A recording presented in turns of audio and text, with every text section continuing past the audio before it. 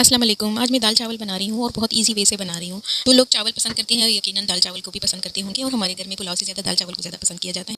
सबसे पहले हम प्याज को ऑयल में फ्राई करेंगे। दूसरी तरफ जब तक प्याज फ्राई होगा तब तक चावलों के लिए पानी रखते हैं। प्याज फ्राई हो जाए तो भी टमाटर और सब्ज़ मिर्च ऐड करेंगे और 1 टेबलस्पून हल्दी ऐड करेंगे, हाफ टेबलस्पून हम ज़ीरा ऐड करेंगे, थोड़ा सा पानी ऐड करेंगे और ताकि मसाले पक जाए। और मैंने सालन का मसाला भी ऐड किया है, हस्बे ज़ायका नमक भी ऐड करेंगे और मसालों की भुनाई अच्छे से हो जाए उसके बाद हम दाल ऐड करेंगे। और दाल हम ऑयल में ज़्यादा देर नहीं पकाएंगे, थोड़ा सा पकाकर हम इसमें पानी ऐड करेंगे और पानी इतना डालेंगे कि जो दाल है वो भी पक जाए और पतली दाल बनाएंगे, ज़्यादा गाढ़ी दाल नहीं बनाएंगे। दूसरी तरफ हमारा जो चावल का पानी था वो उसमें उबाल आया है, उसमें हमने खड़े मसाले ऐड किए हैं, इसके अलावा नमक भी ऐड किया है। और जब इसमें अच्छे से उबाल आ जाए तो हम चावल ऐड करेंगे। चावलों का पानी थोड़ा सा सूख जाए तो हम उसको दम पे रखेंगे।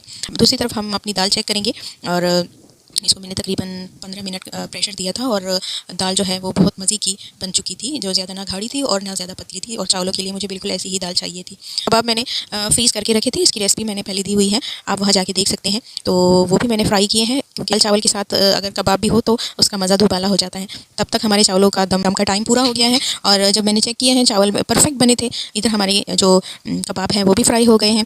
और ये है फाइनल लुक दाल चावल की प्लेट की। सबसे पहले प्लेट में मैंने चावल डाले हैं, फिर मैंने उसके ऊपर दाल डाली है और उसके ऊपर चटनी डाली है और एक कबाब रखा है। ठीक है, ये परफेक्ट प्लेट बनी है और इसमें सिर्फ अचार की कमी है और सलाद की कमी है। अभी मेरे पास अवेलेबल नहीं था, अगर आपके पास है वो साथ में ज़रूर सर्व करें। अगर आपको मेरी वीडियो पसंद है तो वीडियो को लाइक करें, शेयर करें, कमेंट में अपनी राय ज़रूर दे दिया करें।